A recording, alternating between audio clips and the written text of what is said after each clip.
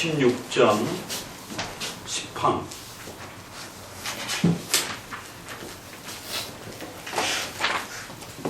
10항입니다. 406페이지 정도. 자, 유아 세례에 대한 부분들을 계속 정리하고 있습니다. 이제 세례 마지막 내용으로서 유아 세례, 특별히 유아 세례는 제세례파와의 그 갈등과 차이가 많았기 때문에 이 유아 세례에 대한 그 제세례파와의 차이점들을 잘 분석해 가시고, 특별히 여기에 제세례파의 논쟁 속에서는 성경 해석에 대한 그 입장이 첨예하게 갈라집니다. 극단적 문자주의적 성경 해석을 추구하는 제세례파와 오직 그 성경을 문자적 문맥적으로 보면서도 또 성경 전체의 교리를 종합적으로 살피려고 하는 모든 성경을 또 이렇게 추구하는 우리 개혁파의 성경 해석 접근법들이 아주 첨예하게 또 여기에 중심이 되어 있습니다. 그래서 이 유아 세례는 또 세례에 대한 의미도 배우지만 성경 해석법에 대해서도 같이 배워갈 수 있는 아주 좋은 또 내용들이 많이 있습니다. 그래서 앞부분에 먼저 시작하자마자 로마서 그 12장에 믿음의 분량이라고 하는 우리 개혁주의가 사용해왔던 아주 중요한 성경 해석의 또 그러한 규범으로서 오직 성경, 모든 성경 이런 부분이 이렇게 항상 개혁교회의 종교개혁 표였는데, 그런 표현이 어디서 왔느냐면 믿음의 분량이라고 하는 로마서 그 12장 5절, 6절 이런 표현에서 왔습니다. 여러 군데서 오지만 또 로마서 12장 6절에 그 믿음의 분량 안에서 해석하라라고 하는 아주 이런 그 독특한 표현 안에서 믿음의 분량이라는 게 뭔지, 믿음의 분수라고 이렇게 되어 있는, 그래서 그 내적인 조명을 통해서 주시는 그러한 하나님의 은혜도 포함이 되면서 믿음을 가지기 위해서는 일정한 규범과 법칙이 있다라고 하는, 그 믿음을 설명해내는 하나의 교리적 기틀과 틀이 있다라고 하는 그러한 교리적 틀과 기틀을 지나치게 막 벗어나서 자기 마음대로 막 해석하면 안 된다라고 하는 성경 해석은 반드시 성경이 우리에게 제시해 준 만큼 읽어내야 되고, 신앙, 믿음의 법칙이라는 거예요. 믿음을 만들고 믿음을 얻게 하는 일정한 틀과 법칙이 있다라는 거예요. 그래서 그렇게 믿음을 만들어주는 일정한 법칙의 틀 안에서 성경을 해석한다라는 겁니다. 그게 오직 성경, 모든 성경이라고 하는 개혁교회의 독특한 성경 해석 법칙이다라고 또 이렇게 우리가 연결해서 표현하기도 합니다. 자, 그러면 이제 제세례파는 이제 세례와 할례를 연관시키지 말라라고 이렇게 자꾸 논쟁을 비판을 한다라는 거예요.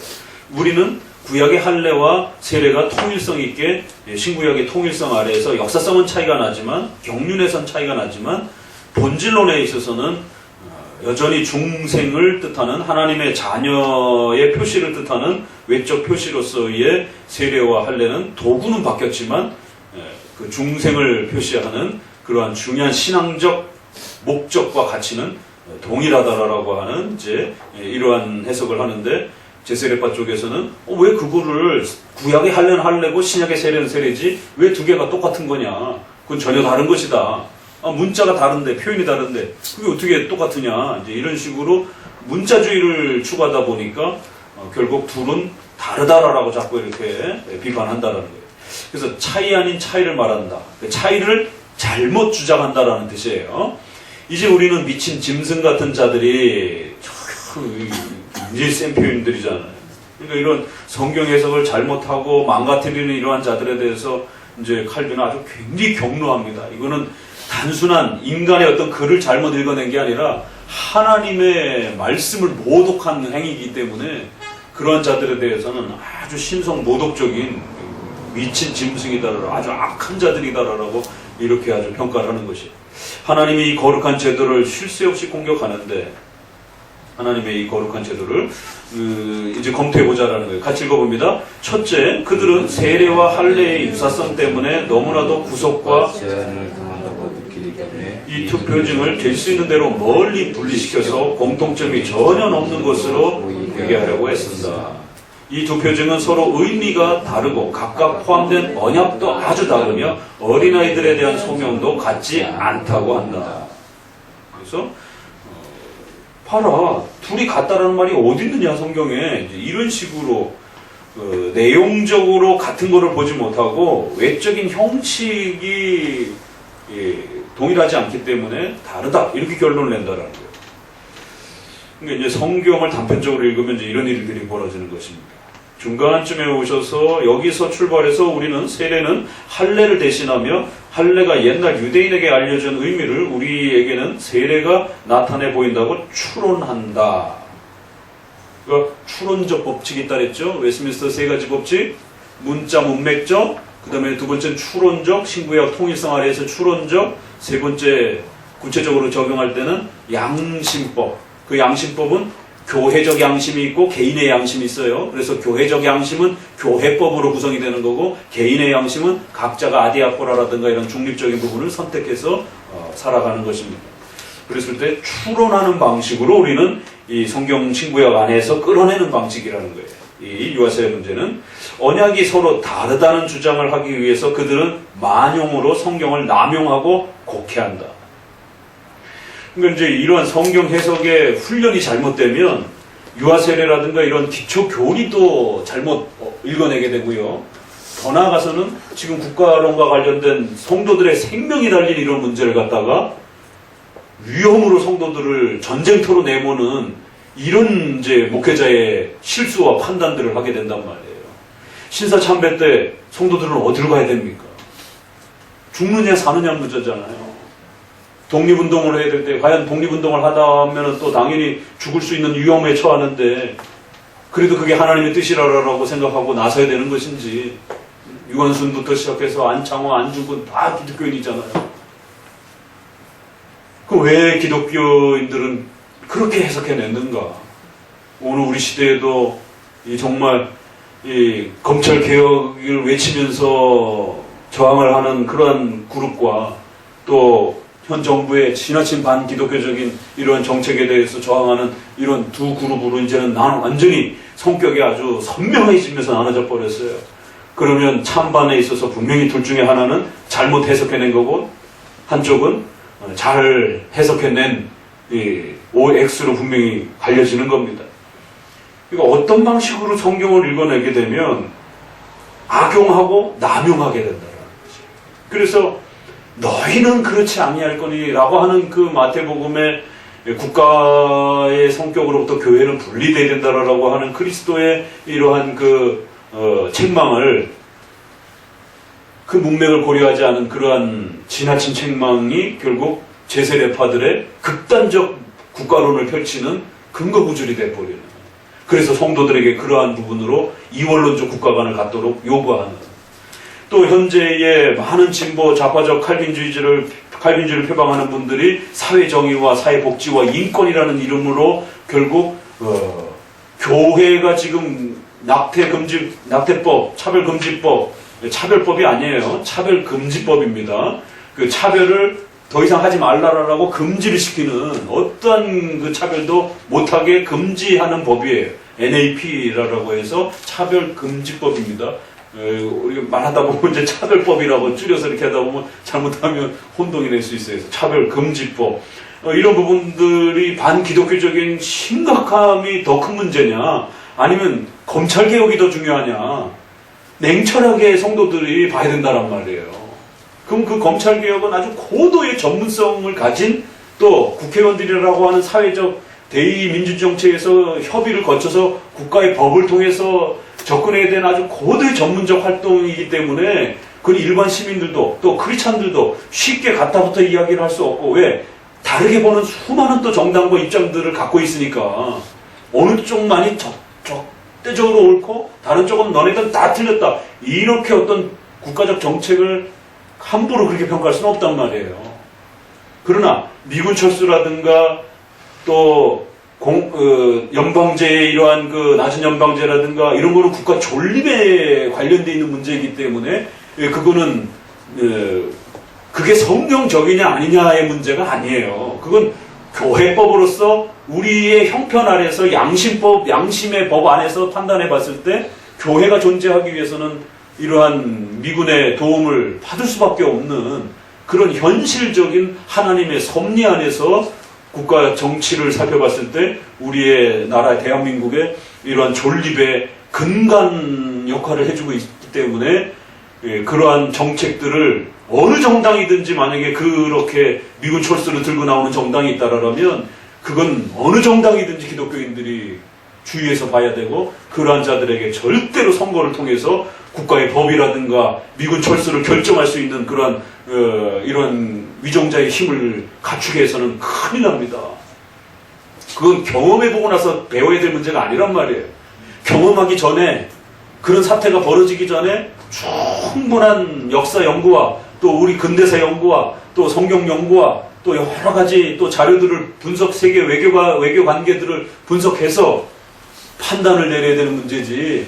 홍콩처럼 이미 다 사태 벌어지고 난 다음에 이제 와서 못 돌이키는 겁니다. 그거는 정말 뭐 전쟁이 일어나갖고 중국으로부터 진짜 무슨 독립에 대한 독립전쟁을 다시 하지 않는 이상 이미 벌써 법으로 그렇게 한번 결정되고 난 이후에는 쉽게 돌이키지 못하는 사태가 벌어진단 말이에요. 그러니까 도대체 왜 칼빈주의 목회자들은 검찰개혁이 그렇게 중요하다라고 성도들이 거기 나가서 목회자도 나가서 데모를 해야 될 정도로 그렇게 중요한 거다라고 외치냔 말이에요. 도대체 어떤 근거 때문에? 그럼 그걸 조금 못하면 그렇게 사회적인 적폐요 부패가 됩니까? 그러면 대통령제에서 최고의 권력을 가진 대통령 청와대는 개혁 안 해야 됩니까? 그러면? 역사 이래로 그 논리가 일본의 그러한 잔재 속에서 결국에는 기소권이라고 하는 강력한 검찰권을 단 한 번도 개혁 없이 지금까지 이렇게 끌고 와갖고 검사는 아무도 고소하지 못하는 이러한 절대 막강한 권력을 가지고 있다. 그건 그렇게 보는 사람들만이 그런 겁니다. 다르게 보게 되면 얼마든지 또 다르게 볼 수도 있는 것이에요. 우리나라처럼 남북이 전쟁 중에 있는 나라에서 간첩이 여전히 존재하는 나라에서 서양을 자꾸 핑계대면서 우리나라만이 기소권과 수사권을 가지고 있다. 아니 우리나라만이 세계 유일한 분단 국가요. 간첩이 존재하는 나라인데 그걸 서구 나라처럼 언제 그렇게 질서 속에서 시스템이 느린 그런 방식으로 어느 세월에 그걸 조사를 합니까? 형편이 다르잖아요. 그러면 좀 더 센 검찰권도 우리나라와 같은 독특한 이런 휴전 국가에 있어서는 또 사회적 합의에 따라 용납해 줄 수도 있는 것이에요. 그러나 대통령제에서는 실제적으로 더 막강한 권력은 대통령에게 있습니다.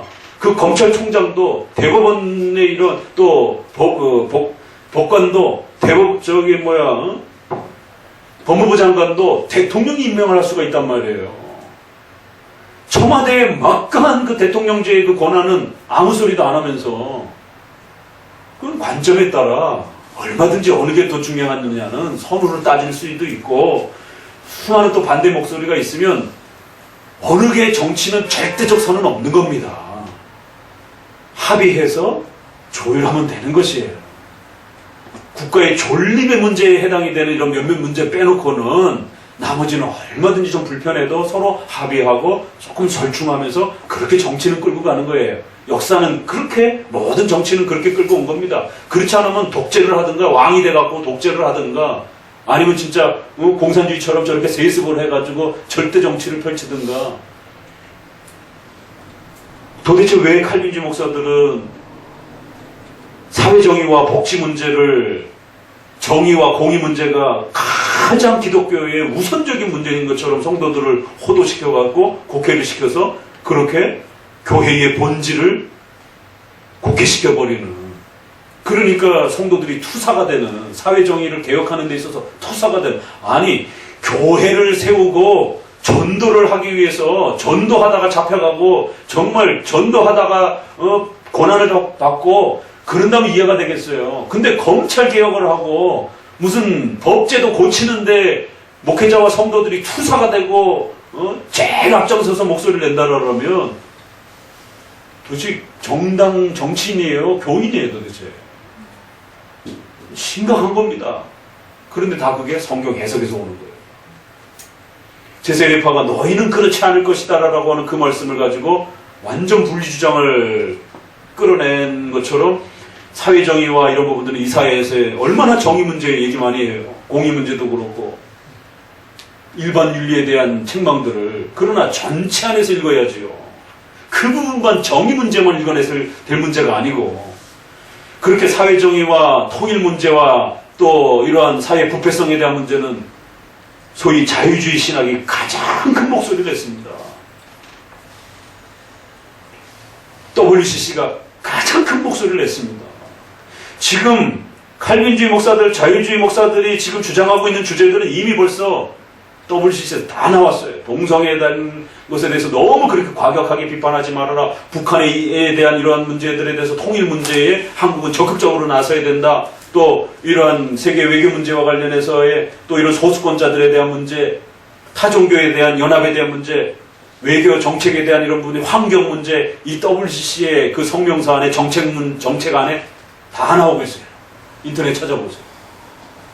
그래서 더 염려하는 겁니다.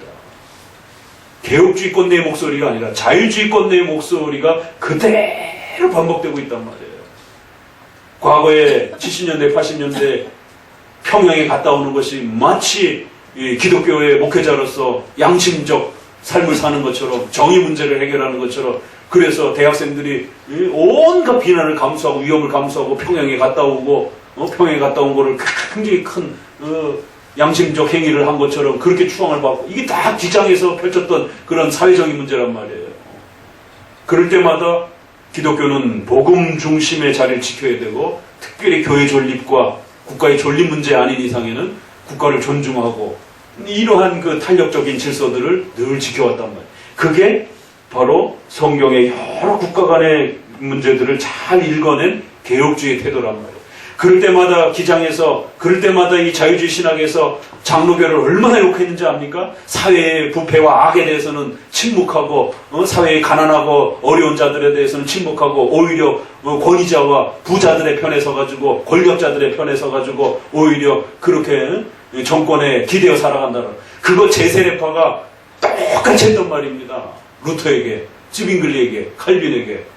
왜요? 국가의 위정자들하고 협력해서 개혁을 진행했기 때문에. 기독교 역사를 조금만 알면, 또 교리 공적 고백들을 조금만 읽어내면 얼마든지 우리 성도들도 정립할 수 있는 그러한, 이미 벌써 2000년 동안 성경 해석이 다 드러나 있단 말이에요. 잘만 우리가 배워가기만 하면 돼요. 지금 우리가 파헤쳐가지고 뭐 이렇게 나올 거 많지 않습니다. 기존에 있는 것들을 잘못 이해한 것이 훨씬 더 많죠. 유아세례 문제도 이처럼 결국 언약이 서로 신약과 구약이 다르다라고 결정을 내면서 성경을 남용하고 곡해하고 만용으로 결국 자신들의 욕심을 펼쳐내는 방식으로. 자, 11번 약속은 영적인 것이었다. 왜 그럼 이것을 자꾸 다르다고 그러는가? 외적인 것과 내적인 것을 구별을 잘 못하는 것이에요. 성경 해석에 있어서. 이거는 역사적 해석에서 굉장히 조심하셔야 됩니다. 신구약의 통일성 아래에서 읽어내되 신구약의 차이점은 분명히 있는 거예요. 제사제도가 존재하던 시절과 예수님이 십자가의 피로 완성한 시대, 또 요한계시록을 통해서 성경이 완성된 시대와 이후에 우리의 완성된 시대와 성경이 쓰여지던 시대는 분명히 다르다라는 겁니다. 신약조차도 구약으로부터의 예수님의 피에 의해서 구약의 제사제도가 끝났지만 여전히 직통계시가 존재하던 시절이 신약이에요. 왜? 사도들이 하나님으로부터 직통계시를 받고 있던 시절이기 때문에. 그래서 또 신약이라 할지라도 신약에 있는 어떤 특수한 사건을 일반화시키면 안 됩니다. 그러니까 신구약의 이 차이점과 통일성을 못 읽어내는 이 곡해는 어디서 나타나느냐면 특수한 법칙과 보편화된 규범 법칙을 헷갈려하는 거예요. 그래서 특수 법칙을 자꾸 보편화시키는 것입니다. 보편화된 법칙을 특수화시키려고 하는 것이에요. 여자에게 목회권을 주지 않는다. 이건 보편권이에요. 보편적인 규범입니다. 그런데 자꾸 그것은 고린도 교회의 초대교회의 특수한 법이었다라고 제한시켜버리는 거예요. 이렇게 벌어지는 것이. 우리가 점심 때 무화과 먹다가 이렇게 우스갯소리로 말씀드렸잖아요. 이게 무화과가 왜 열매가 있느냐라고. 이렇게 신구약의 통일성을 제대로 읽어내지 못하면 분명히 예수님이 무화과를 저주를 해가지고 열매를 맺지 못한다라고 이렇게 해서 저주를 내렸는데 어떻게 무화과 열매를 먹죠? 이 무화과 열매가 왜 생기죠? 그거는 예수님이 지나가던 그 당시에 그 무화과를 저주한 것이지 온 세상에 있는 모든 무화과를 저주한 게 아니란 말이에요. 보편적 법칙과 특수 법칙을 헷갈려하는 일이 벌어지는 겁니다. 제세례파가 바로 여기에서 실수를 하는 것이. 그래서 이게 구약에도 보편적 법칙이 있고 신약에도 보편적 법칙이 있고 구약에도 특수 법칙이 있고 홍해를 건넌 사건, 출애굽 사건 이건 다 특수 사건입니다. 신약에도 특수 사건들이 많이 있는 것이에요.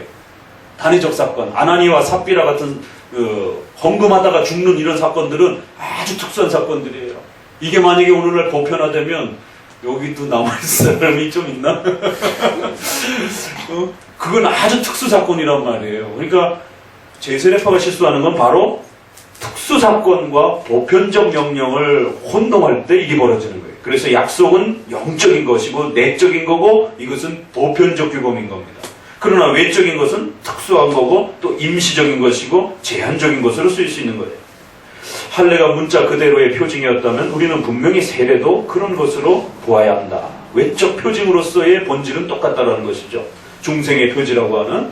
그래서 골로새서 2장 11절 아주 유명한 구절이 있어요. 그리스도의 할례. 아주 분명하게 세례와 할례를 맞물려 놓은 그리스도의 할례라고 부른다. 그래서 우리는 세례를 받음으로써 그리스도와 함께 장사 지낸 바 되었다고 첨부한다. 이런 말씀은 세례의 실천과 진상은 곧 할례의 진상과 실천이며 둘은 똑같은 의무를 가졌다는 뜻이 아니고 무엇이겠는가. 그래서 그리스도를 통해서 새로워지는 장사되어지고 새로워지는 것을 마치 할례라 이렇게 표현을 한 거예요. 그래서 할례는 구약에만 쓰는 표현이고 단어인데 이거를 그리스도를 통한 중생과 새로 거듭나지는 이러한 그 신약의 세례와 맞물려서 성경도 또 이렇게 연결시켜주고 있다는 겁니다. 20번 각주로 20번 된 그 뒤쪽 본문에 보면 같이 읽어봅니다. 구약 시대에 하나님께서 이스라엘 백성과 언약을 맺으시고 제가 하셨을 때에 포함한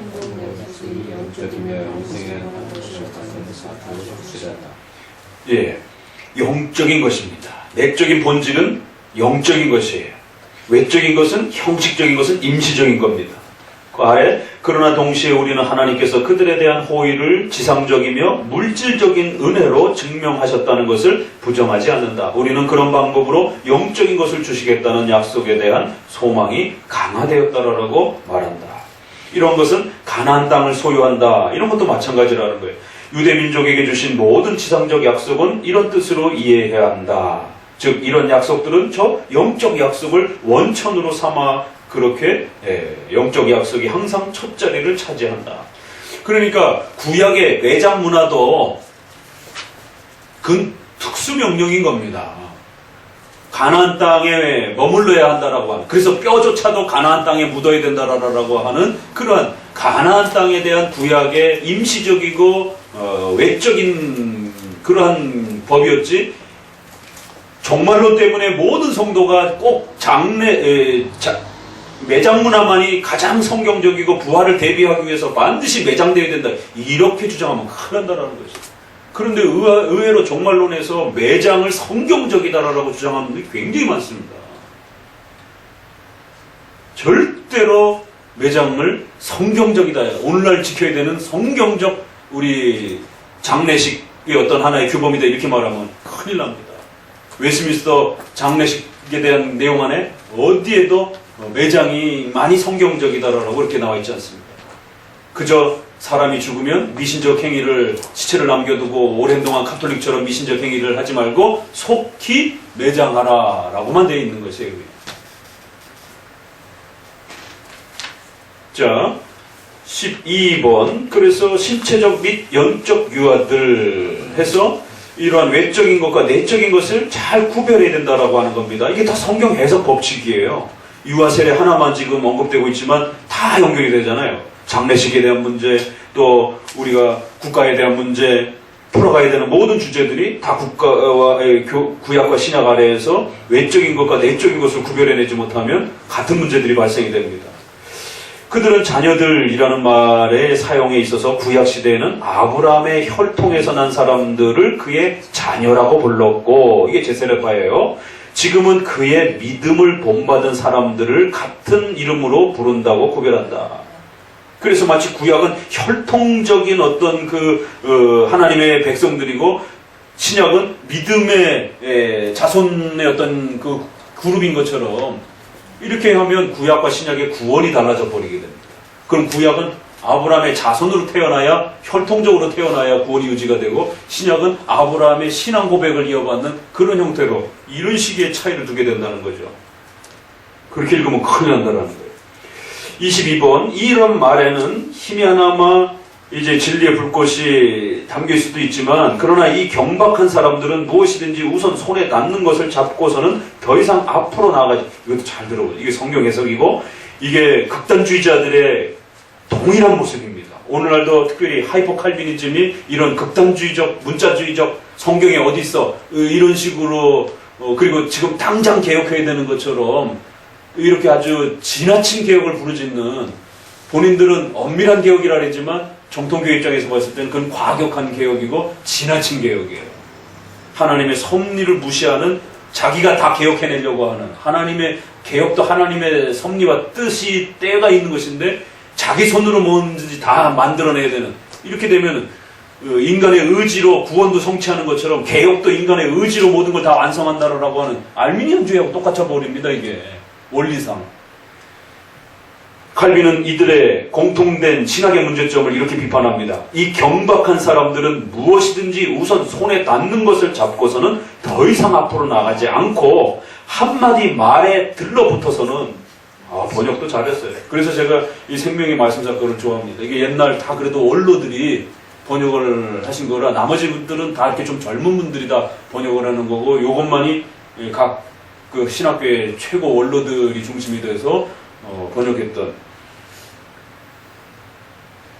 그래서 신학적 용어도 더 정확하고, 또 실제로 이렇게 한국 문학적인 이런 부분도 훨씬 풍성합니다. 한마디 말에 들러붙어가지고 문자 하나에 들러붙어가지고 일체 여러 가지 일을 비교하려 하지 않는 죄를 짓고 있다. 이걸 죄라고 부릅니다. 그러니까 어떤 특정한 구절에 빠져가지고는 헤어나오질 못하는 거예요. 큐티가 바로 그렇습니다. 이렇게 쭉 읽다가 어떤 구절이 딱 마음에 들면 거기에 푹 빠져가지고 더 이상 다른 거를 생각하지 못하는, 반드시 위아래의 문맥을 생각해야 되고, 어떤 그 문맥의 흐름 속에서 이 명령을 하고 있는 것인지, 이 사건이 소개가 되고 있는 것인지를 충분히 그 문맥의 흐름을 파악해야 된단 말입니다. 그래서 사랑이라고 하는 단어도 어떨 땐 좋은 의미로 쓰지만 어떨 땐 나쁜 의미로도 쓰이기도 하고, 세상이라는 말도 어떨 땐 좋은 데 쓰이지만 어떨 땐 나쁜 의미로 쓰기도 하고, 하나님이 세상을 이처럼 사랑하사, 이럴 때 우리 장로교에서는 그걸 택자로 해석합니다. 독생자를 주셨으니. 그런데 알미니안주의 쪽에서는 전부 불신자로 해석을 합니다. 이게 세상이 또 어떨 때는 타락과 심판의 대상이라는 단어로 세상이 쓰여지지만 어떨 때는 또 그걸 택자로 표현하기도 하는, 우리 육신을 가진 우리 인류를, 성도들을 이야기할 때도 또 쓰기도 하는. 그래서 반드시 단어는 문맥 아래서 해석해야 된다라고 하는, 이게 칼빈의 해석 원칙입니다. 절대로 단어 중심으로 해석하지 말라. 문맥적 해석을 추구해야 된다라고 하는. 이 경박한 사람들은 무엇이든지 손에 닿는, 바로 자기가 감동 있게 읽었던 바로 그 부분에만 매여갖고 더 성경을 읽어내지 못하고 한마디 말에 아주 달라붙어가지고 거기에 매료돼갖고 거기에 푹 빠져가지고는 일체의 신구약 전체를 고려하지 않고 자기가 원하던 어떤 특수한 구절이 딱 드러나게 되면 결국 거기에 올인해버려요. 그러면 그거는 성경 해석이 아니고 자기 욕망을, 자기가 원하던 것을 성경을 통해서 가져가려고 하는 자기 복음이 되는 겁니다. 자기를 내려놓고 성경이 가르치는 뜻에 복종하는 방식이 아니라 성경을 이용해서 내가 원하는 어떤 정치적 소리를 하고 어떤 돈과 관련된 어떤 성도들에게 돈을 뜯어내기 위한 어떤 그런 어떤 목적으로 욕망을 표출하기 위해서 성경을 부분적으로 끌어오는 것뿐입니다. 결코 바른 성경 해석이 아니에요. 쭉 내려오셔서 갈라디아서 4장 28절에 그러나 하나님의 영적 복이 아브라함의 혈통을 이은 후손에게 약속된 일은 전혀 없다고 하는 그들의 말은 크나큰 오류이다. 그러니까 구약에는 구원의 칭의의 언약이 실체가 없었다라는 것처럼 이렇게 말하면 큰일 난다라는 거예요. 창세기 17장 7절 이게 뭐죠? 그 유명한 은혜 언약. 나는 너희의 아버지가 되고 너희는 내 자녀가 될 것이다 라고 하는. 어떻게 그게 가능해요? 그리스도의 십자가로. 창세기 3장 15절은 최초의 은혜 언약. 원시복음.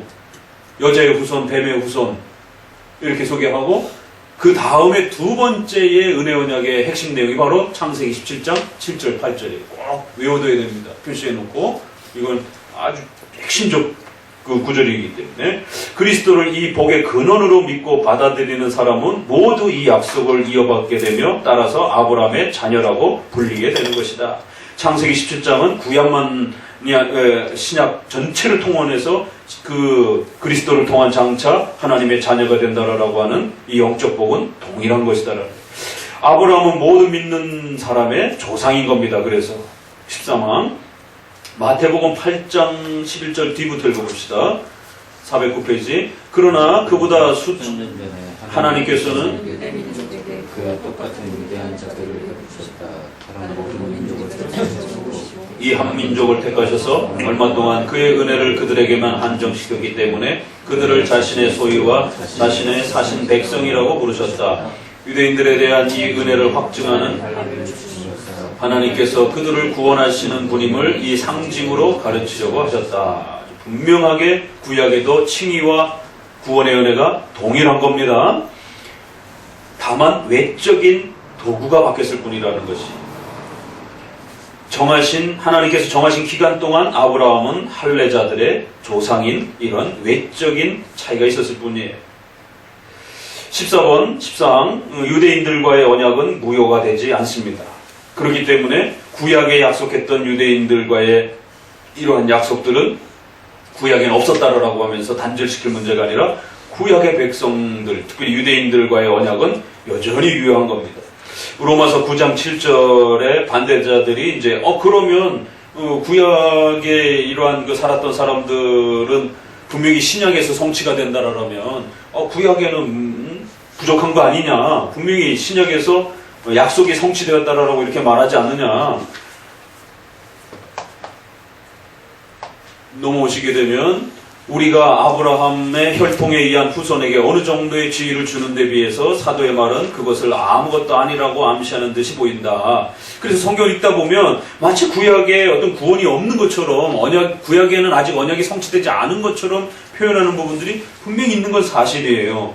그러나 그걸 잘 읽어내야 된다는 겁니다. 참으로 이런 혈통 자체는 아무것도 주지 못한다는 것을 증명하기 위해서 이스라엘과 에서를 예로 든다. 그래서 구약에 아브라함의 자손이었지만 버림받은 자들이 분명히 있지 않느냐. 이제 이런 이야기들을 제시하면서 구약과 신약은 차이가 있는 것처럼 이제 이렇게 얘기를 한다라는 거예요. 세 번째 단락 같이 읽어봅니다. 큰 단락. 그러나 바울은 그들이 혈통을 헛되이 믿는 것을 공격하면서도 한편으로는 하나님께서 아브라함의 후손들과 일단 맺으신 언약은 결코 수포로 돌아갈 수 없다는 것을 알았다. 따라서 로마서 11장에서 아브라함의 피를 받은 후손이 그 위엄을 빼앗겨서는 안 된다고 논한다. 이 위엄에 의해서 유대인들은 복음의 첫째가는 자연적인 후계자였고 비록 그들이 이 은혜를 깨닫지 못함으로 인하여 무가치한 자로 버림을 받았지만 하늘의 복이 이 민족에게서 완전히 떠난 것은 아니라고 사도는 가르친다. 그래서 로마서 11장에는 접붙임의 이야기가 나오고 마다들이라는 이런 이제 표현이 나오기도 하고 밑에서 넷째 줄을 보면 우리는 저 약속 때문에 하나님의 복이 여전히 그들 위에 있다는 것을 생각해서 그들을 멸시해서는 안 됩니다. 참으로 사도는 그 복이 그들에게서 완전히 제거되는 일은 결코 없을 것이라고 확언합니다. 그러니까 로마서를 중심으로 해서 보게 되면 그러면은 구약은 없는 것처럼 이렇게 책망하면서 이야기를 히브리서 4장도 그렇잖아요. 그들이 범죄하여 영원한 안식에 못 들어갔다 이러면서 그러면은 모세도 못 들어갔는데 그렇잖아요. 그죠? 그런 식으로 접근하게 되면. 그럼 모세가 지옥 간 거예요, 그러면? 그러니까 그 문맥이 있다라는 거죠. 왜 그런 책망을 하는지에 대한 그 문맥 아래서 읽어야지 그거를 전체를 다 포괄해가지고 일반화시키게 되면 큰일 난다라는 겁니다. 그래서 로마서 11장에서는 구약의 그 백성들의 죄와 악함들을 책망하면서 선민주의에 빠져갖고 자기들만이 하나님의 백성이라고 하는 이러한, 그래서 이방인들이 구원으로 초대되는 것들을 강력하게 막으려고 하는 이러한 선민주의, 우월주의에 대해서 책망하는 그러한 책망의 흐름이란 말이에요. 문맥이란 말이에요. 그러니까 구약의 유대인들의 그런 외적인 혈통, 그런 제사, 이런 부분들을 아주 엄밀히 책망하는 겁니다. 필요 없다라는 것처럼. 그러나 그렇다고 해서 구약의 창세기 17장에 주는 그 언약의 약속의 본 내용이 쓸데없다라는 의미는 아니라는 거지. 그러면은 유대인들 중에 다 버림받았느냐? 새롭게 그런 구성되어야 되느냐? 그렇지 않다라는 거예요. 로마서 11장에는 그래서 바울이 봐라, 다 버림받은 것 같지만 그렇지 않다. 나와 같이 하나님 앞에 구원받은 자들도 있지 않느냐. 유대인이지만 이렇게 또 구원받은. 그러니까 구약에 있는 백성들 중에 다 구원하시겠다라고 하는 그런 의도로 구약의 언약을 약속한 게 아니라 구약에도 여전히 택한 백성, 신약에도 여전히 택한 백성. 그래서 구약과 이방인 중에 택한 백성을 구원한다는 약속이라는 거예요. 그러면 구약이 깨진 게 아닙니다. 구약에서 이스라엘 백성들을 구원하시겠다라는 말에는 이스라엘 백성들 모두를 다 빠짐없이 구원시키겠다는 게 아니라 그 이스라엘 백성들 안에, 혈통 안에 에서도 있고 이스마엘도 있고 아브라함이 다 혈통들이잖아요. 그런데 버림받았다라고 성경에 이야기한단 말이에요. 그들 중에 택자가 구원받았다라는 것이. 그래서 우리가 신학 밴드라든가 이런 데서도 이제 이 문제를 갖고 논의 한번 했어요. 대체 신학이 나오는 거예요. 그래서 또 대체 신학은 또 뭐예요? 구약의 이스라엘 백성들을 신약이 대체했다라는 거예요. 이방인들이 대체했다라는 거예요. 그러니까 구약의 백성들은, 이스라엘 백성들, 유대인들은 저 떨거지들, 저 죄인들, 악인들. 히틀러가 유대인들을 학살할 때 이 대체 신학을 이용을 했습니다. 교회 목회자들을 이용을 해요. 그래서 이 독사의 자식들아, 유대인들은 예수님을 죽인 자들이라는 거예요. 벌 받아야 된다는 거예요. 이 성경 해석이 잘못되면 역사에 이런 일이 벌어집니다. 십자군 전쟁도 마찬가지로. 그렇게 해서 유대인들을 학살하는, 크리스천들이 유대인들을 학살하는, 정당화시키는 근거가 돼버리는 이 대체 신학. 이제는 우리가 주인이라는 거예요.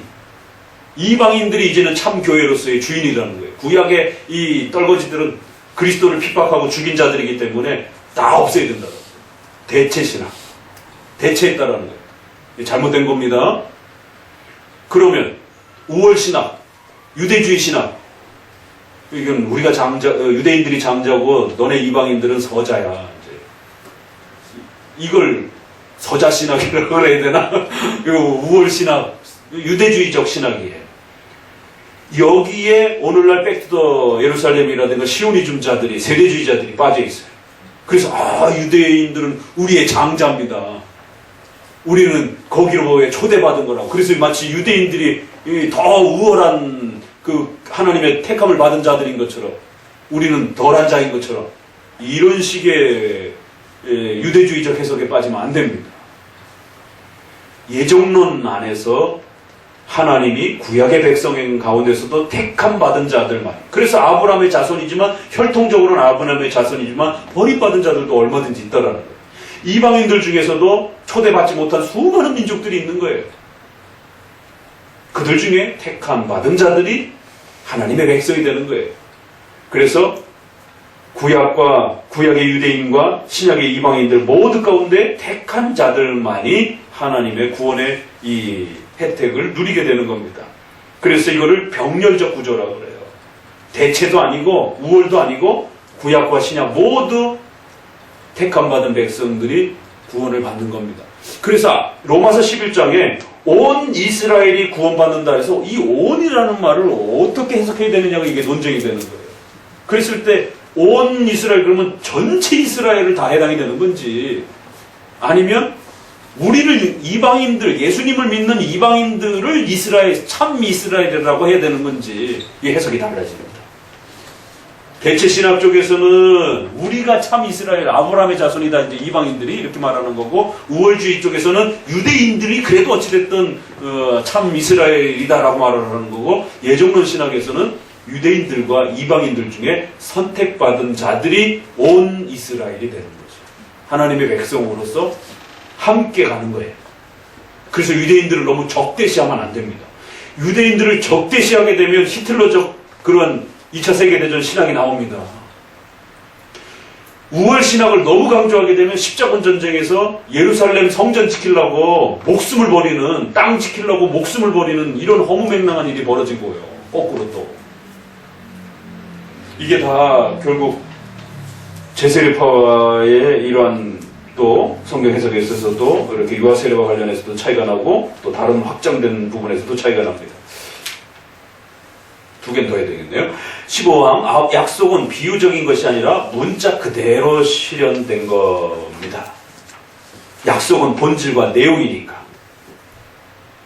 외적인 부분이 중단된 거예요. 아브라함의 후손에게 주신 약속의 가치가 무엇이며 그 가치를 어떤 저울로 달아야 할 것인가를 알아본다. 하나님의 나라의 상속자와 서자나 외인들과의 구별은 물론 하나님의 자유로운 선택만이 결정한다. 이러면서 쭉 내려오셔서 이제 그 얘기입니다. 그리스도께서 부활하신 후에도 언약의 약속은 아브라함의 육적 후손에게 비유적으로만 아니라 문자적으로도 실현되어야 한다고 사도가 생각하는 것을 알 수 있지 않는가. 그와 같은 뜻으로 베드로는 유대인들을 향하여 사도행전 2장 39절에 언약을 받은 그들과 그들의 후손은 당연히 복음의 은혜를 받을 것이라고 언명하여 이제 3장 25절에 그들을 언약의 자손, 즉 상속자라라고 그렇게 부르는 걸 보게 됩니다.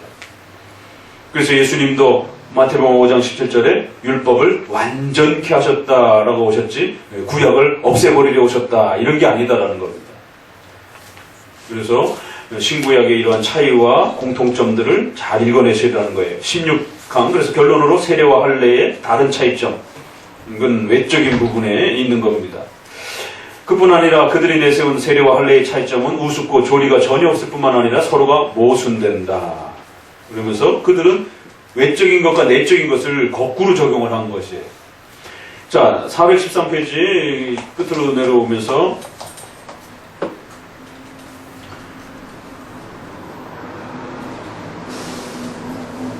그러면 이제 저번에도 한번 말씀드린 것처럼 그러면은 세례도 그럼 구약처럼 행해야 되지 않느냐 이렇게 이제 구약의 할례랑 똑같다라는.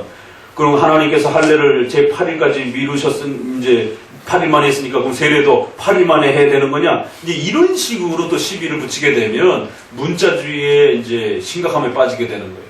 그래서 그것은 외적인 형식 전체들을 어떻게 정리할 것인가를 고민하는 거고, 세례는 또 세례대로의 그 외적 형식들을 잘 구성하면 되는 겁니다. 꼭 유아 세례를 8일 만에 해야 되느냐? 또 그런 식의 1:1 대입의 문자 그대로의 대입을 우리는 또 주장하는 게 아니에요. 그래서 이런 8일 만에 이런 것은 어떤 특별한 어떤 그 종교적인 어떤 뜻보다는 이렇게 미루신 목적은 아직 연약한 유아들을 생각하신 것으로서 이는 갓난 핏덩어리 같은 아이에게 할례의 상처가 너무 위험하기 때문이었을 것이다. 그래서 그런 상식선에서 판단하면 되는 문제지 유아 세례를 그럼 언제 줘야 될 것이냐라고 했는 것은 충분히 교회법으로 우리가 결정해내면 된다는 것이. 두 번째 단락, 그들은 비슷한 속임수로서 세례가 할례와 같아야 한다면 여성들은 세례를 받지 않아야 할 것이라고 트집을 잡는다. 그러니까 이런 식의 문자주의적 논쟁이 얼마나 많습니까 우리 주변에. 지난번에도 축도 때 눈 떠야 된다라는 거. 또 축도라고 하면 안 되고 강복선언으로 해야 된다라고 이런 주장들도 다 트집을 잡는 성경 해석이 되는 거예요. 성경에 어디 있어 이러면서. 그러면 당신들의 주장은 또 성경에 어디 있어요 그러면 도대체. 성경에 삼직만 이야기하고 있으니까 삼직만 목사, 장로, 집사만 항존직이고 나머지는 전부 다 세우면 안 된다라라. 성경에 없다라라. 그러니까 성경에 있냐 없냐의 이 개념을 극단적 문자주의 개념으로 이해를 하는 거예요. 우리가 오직 성경, 모든 성경을 말할 때는 그런 의미가 아니라는 겁니다. 얼마든지 추론을 통해서도 읽어낼 수 있고 또 더 나아가서는 그 성경에 기초한 내용들을 도덕법, 교회법으로 신자들의 양심에 이러한 맞춰서 또 사회적인 건덕에 맞춰서 성도들의 신앙의 생활을 돕기 위해서도 얼마든지 또 교회법으로 확장해낼 수도 있다라는 거예요. 그래서 칼빈조차도 앞부분에 교회법 할 때 우리가 다 했잖아요. 우리 시대는 이렇게 하지만 다른 지역에서는 나하고 똑같이 하지도 말고 너네 지역에 너네 형편에 맞게 그렇게 적용해라. 이건 얼마든지 하나님께서 성경을 확대하고 적용하는 부분에 있어서의 질서들은 얼마든지 그 시대에 맞게 또 자유롭게 할 수 있는 부분이 있다라는 거죠. 그것도 성경적이라는 거죠. 성경에 어디 있어? 라고 이런 식으로 접근하게 되면 한도 끝도 없고 결국 발등 찍히게 되는, 아무것도 할 수가 없어요. 성찬은 하라고 되어 있지만 몇 번 하라고 되어 있는지, 어떤 방식으로 하라고 되어 있는지, 어떤 포도주를 써야 되는지, 누구를 먼저 줘야 될지 아무도 설명 없습니다. 직분론을 그러면 목사, 장로, 집사 준다 칩시다. 그럼 목사를 몇 살 때 줘야 됩니까? 신학교육을 몇 년을 시켜야 됩니까? 얼마나 웃긴 거예요 이게. 그러니까 자기들의 그 철저한 개혁주의를 주장하면서, 엄밀한 개혁주의를 주장하면서 오직 성경에 있는 것만 해야 된다라고 이렇게 주장하면서 이것만이 성경적이다라고 이렇게 극단적으로 문자주의로 몰아가게 되면 좋아요. 그러면 그건 조금만 반론해도요 금방 무너집니다. 그 목사직 좋습니다. 항존직이니까 목사, 장로, 집사 합시다. 그럼 목사를 언제 줘야 돼요? 그러면 나이를 목사를 몇 년까지 목회자를 해야 돼요? 그러면 목사님의 사례비를 얼마큼 줘야 돼요? 그러면 목사님 퇴직금을 줘야 됩니까? 성경적으로? 안 줘야 됩니까? 성경에 퇴직금이 어디 있어요? 목사님 사택은 마련해 줘야 됩니까? 안 됩니까? 어떻게 할 거예요? 목사님은 어디 살아야 됩니까? 교회 가까이 살아야 됩니까? 좀 먼 지역에 살면 안 됩니까? 그러니까 정말 그건 너무 어린애 같은, 아무것도 답 못 찾습니다. 그렇게 되면 그냥 목사 임직하라라고. 그럼 임직할 때는 누가 임직해야 됩니까? 어떤 방식으로 임직해야 됩니까? 손을 얹어야 됩니까? 안 얹어야 됩니까? 한 손을 얹어야 됩니까? 두 손을 얹어야 됩니까? 그래서 미국 장로교회가 노예 해방에 대한 문제 갖고 싸울 때 또 어떤 문제 갖고 싸웠느냐면, 댐리와 핫지가 누가 안수해야 됩니까? 핫지는 목사님들만이 안수하라라고 그랬고, 왜 당회와 노회의 평등성이 있는데 왜 장로는 안수하면 안 되느냐. 그래서 댐리는 장로들도 안수에 참여해야 된다라고. 그래서 주로 독립파, 회중파 쪽 영향을 많이 받은 사람들은 장로들도 안수를 하기를 원했어요. 그러나 스코틀랜드라든가 이쪽 조금 더 정통적 입장을 강하게 받은 쪽들에서는 장로님이 안수에 참여하는 것에 대해서 별로 이렇게 허용해 주지 않았습니다. 그래서 핫지 북장로교 계열에는 장로 쪽이 안수에 참여하는 것에 대해서, 장로가 총회장을 하는가 안 하는가 이런 문제와 관련했을 때도, 그래서 통합 측은 장로가 총회장을 합니다. 그러나 합동 측은 아직도 장로가 총회장. 이거를 무슨 교권이다 막 또 이제 이러면서, 그게 아니라 그 이유가 있는 겁니다.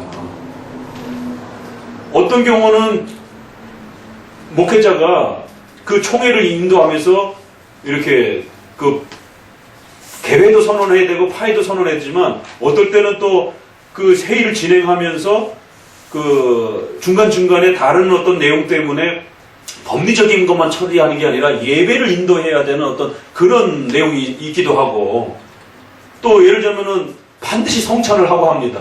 총회 예배 드리고 합니다. 그러면 장로가 사회 보고 저거 합니까? 그러면? 그러니까 이런 여러 가지 면에서, 또 장로님들은 많이 올 수가 있어요. 장로님들은 숫자 제한이 없기 때문에. 그러나 그 대표하고 오는 목사님들은 주로 한 분씩이에요. 그러면 숫자 면에서 불균형이 발생이 됩니다. 그럼 평등성 문제가 깨져버립니다. 그래서 회의를 목회자가 주도하면서 좀 더 그 목사님들의 의견이 다수인 장로님들의 의견 속에서 조율될 수 있도록, 여러 가지 평등성의 고민 때문에 그런 문제가 나온 겁니다. 자칫 잘못하면 장로님들이 다수로 그냥 막 밀어붙이게 되면 또 다른 문제가 발생이 될 수도 있는, 그렇게 되면 회의를 중단시킬 수 있고 다시 개회를 할 수 있는, 속회를 할 수 있는 이러한 총회의 의장은 상당 권한을 갖게 됩니다. 그러면 어떤 의견 토의가 너무 지나치거나 또 어떤 한쪽에 어떤 지나친 어떤 장로님들의 입장이 강화된다든가 이러면 잠깐 회의를 중단시키고 다시 소위원회에서 토론을 하든가 뭔가 조치를 취해야 되는데, 자칫 만약에 장로님, 다수도 장로님이고 거기다가 회를 리드할 수 있는 그런 회장, 의장도 장로님이고 이렇게 되면 까딱 잘못하면 소수인 목사님들이 엄청난 의견에 이러한 또 불균형이 발생이 되면서 또 다른 어려움들이 발생이 되는 거예요. 이런 갖가지 여러 문제들은 교회법으로 해서 해결하면 되는 것입니다. 상식적 선에서 고민하면서 해결하면 되는 거죠. 없어요. 누가 한수를 해야 되는지 성경에 없습니다. 또 두 손을 다 얹어야 됩니까? 손을 한 손만 얹어야 됩니까? 그러니까 이런 식의 참 하다가 제세례파가 뭐라 그래요? 그러면은 구약에는 여자들 할례 안 받았으니까 신약에 여자들 세례 받지 말라고. 이런 주장까지 실제적으로 나오는 거예요. 이런 성경이 어디 있어? 그럼 없으니까 하지 마세요. 있으니까 하세요. 이런 단편적인 이러한 행동들이 결국 제세례파를 통해서 성경을 보는 방식이었는데, 이게 오늘날 큐티 형태처럼 응용이 돼서 쏟아져 나오고 있어요. 구약은 남자의 몸은 본래 할례를 인칠 수 있도록 태어났기 때문에 남자에게만 할례를 행하였으나 이런 방법으로 그들을 통하여 여자들도 할례의 동반자와 협력자가 되게 하였습니다. 왜냐하면 구약은 주로 남자 중심으로서 가정이 꾸려져가던 그런 시대였기 때문에, 대표권을 좀 더 강하게 집행하던 의식법이 존재하던 시대였기 때문에 여자들이 할례에 굳이 이렇게 참여하지 않아도 그 가정을 대표해서 남자가 받으면 할례를 받는 것으로서, 또 그 할례의 구약의 의식법에는 성기를 건드려야 되는 이런 문제이기 때문에, 그럼 여자도 똑같이 성기를 건드려야 된다면 굉장히 위험해질 수 있는, 남자보다 훨씬 더 위험해질 수 있는 이러한 사태가 벌어져서 여성들을 보호하기 위한 또 하나님의 배려가 될 수도 있는 것입니다.